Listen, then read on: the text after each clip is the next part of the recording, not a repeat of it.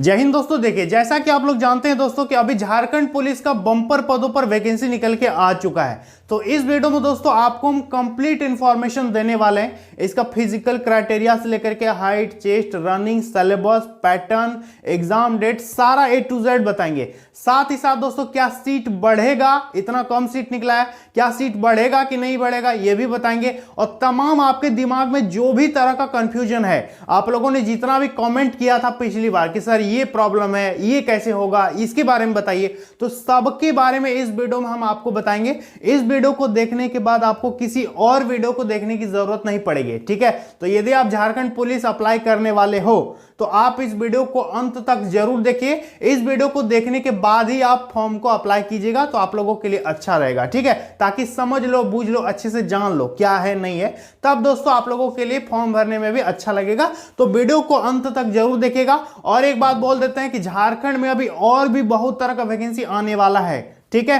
तो सबका video channel पर हम बना करके अपलोड करते रहेंगे, सबका वीडियो बना करके देते रहेंगे। तो चैनल को हर हाल में आप लोग सब्सक्राइब जरूर कीजिएगा, भूलिएगा मत, ठीक है। और टेलीग्राम चैनल से ज्वाइन जरूर हो जाइएगा, मोहन सर के नाम से टेलीग्राम आपको मिल जाएगा, ठीक है। तो देखिए दोस्तों, हम लोग यहां पर बात कर रहे हैं झारखंड पुलिस नया भर्ती 2023-24 हम यहां पर लिख दिए हैं। 23-24 दोस्तों हम यहां पर इसलिए लिखे हैं क्योंकि जो विज्ञापन है उस पर लिखा है 2023, लेकिन इसका जो फाइनल प्रोसेस वगैरह होगा, एग्जाम वगैरह होगा, वो सारा चीज 2024 में कंप्लीट होगा, ठीक है। तो 23 में वैकेंसी आ गया, लेकिन सब चीज कंप्लीट होगा 2024 में, समझ में आ गई। 24 में आपको ज्वाइनिंग मिल जाएगा। तो दोस्तों देखिए, योग्यता की बात कर लेंगे तो इस पे योग्यता मांगा है 10वीं पास, ठीक है। बहुत सारे विद्यार्थी कमेंट किए थे कि सर मेरा 45% है, मेरा 48% है, तो क्या हम भर सकते हैं कि नहीं भर सकते हैं। तो देखिए, इस वैकेंसी को भरने में आपको परसेंटेज का कोई जरूरत नहीं है। आपका कितनों भी परसेंटेज है, आप कितनों भी मार्क्स से पास हुए हैं, फॉर्म को आसानी से भर सकते हो, ठीक है। तो परसेंटेज का जरूरत नहीं है फॉर्म भरने में, ठीक है दोस्तों। अब देखिए, टोटल नंबर ऑफ पोस्ट देख लीजिए, 3799 दोस्तों रेगुलर वैकेंसी है और 1120 बैकलॉग वैकेंसी है, ठीक है। दोनों को जोड़ करके 4919 यानी 4919 टोटल सीट के लिए वैकेंसी यहां पर जारी हुआ है। लेकिन विज्ञापन में एक चीज आप देखिएगा, वहां पर लिखा हुआ है कि रिक्ति की संख्या आगे चल के दोस्तों इसमें संशोधन भी हो सकता है, यदि जरूरत पड़ा तो संशोधन भी किया जा सकता है। तो ये कोई बड़ी बात नहीं है, हो सकता है सीट आगे चल के बढ़ भी जाए। तो कम सीट समझ करके, ऐसा नहीं कि आप फॉर्म मत भरना, फॉर्म को जरूर भरना, सीट हो सकता है आगे चल के बढ़ जाए, क्योंकि विज्ञापन में लिखा हुआ है कि रिक्ति की संख्या में संशोधन किया जा सकता है, ठीक है।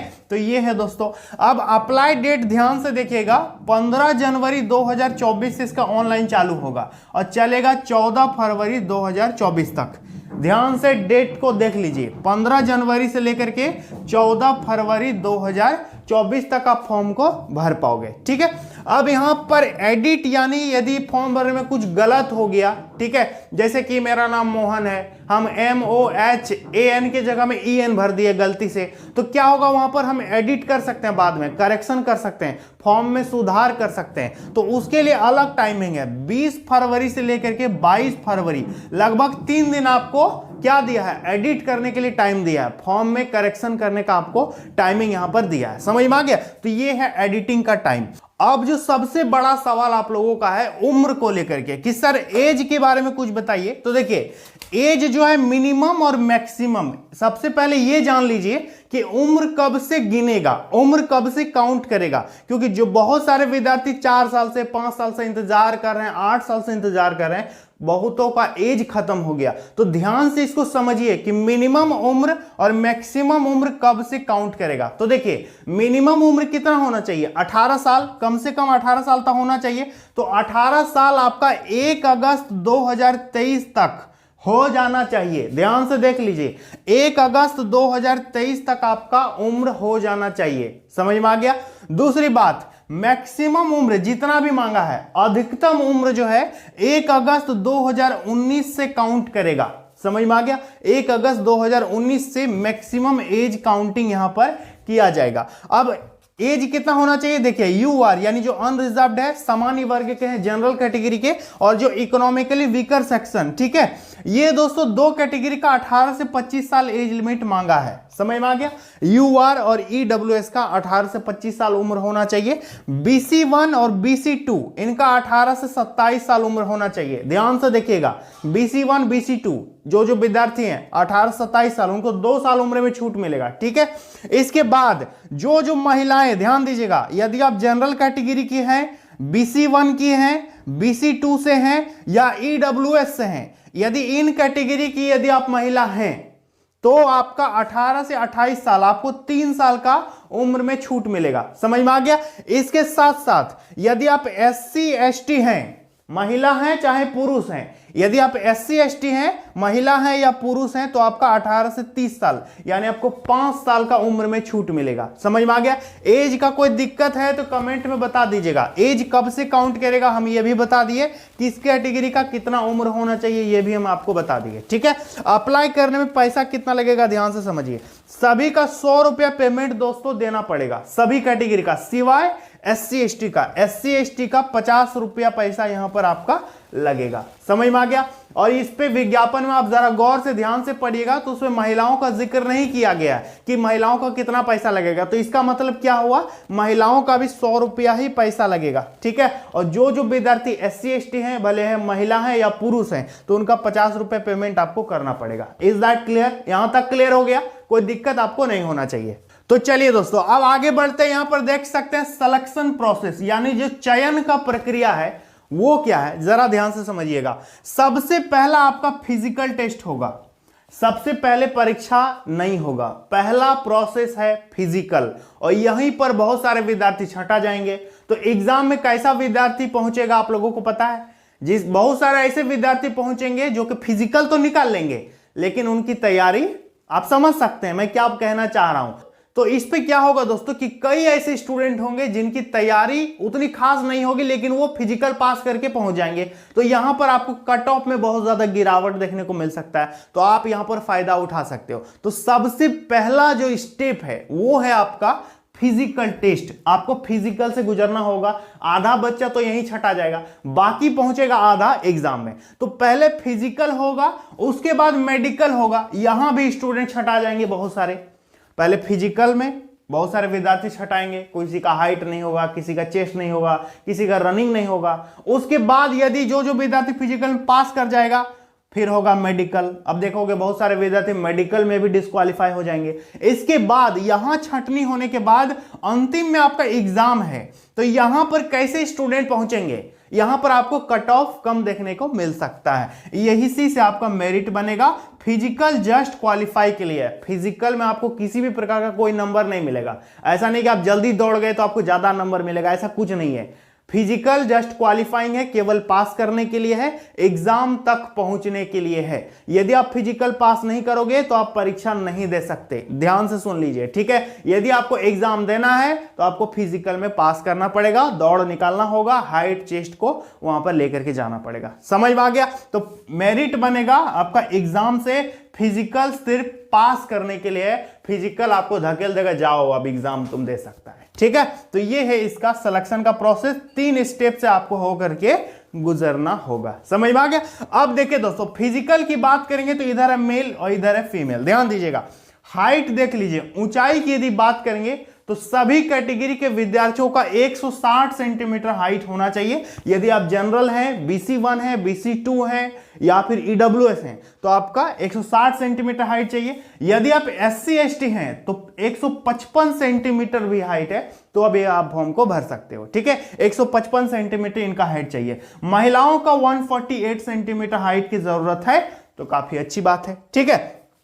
चेस्ट देख लीजिए, यदि छाती की बात करेंगे आपका चेस्ट कितना होना चाहिए, तो 81 सेंटीमीटर सभी का चेस्ट होना चाहिए, SC ST को छोड़कर, ठीक है। SC ST का कम से कम चेस्ट 79 भी है तो भी चलेगा। समझ में आ गया। 79 SC ST का चेस्ट मांगा है, ठीक है।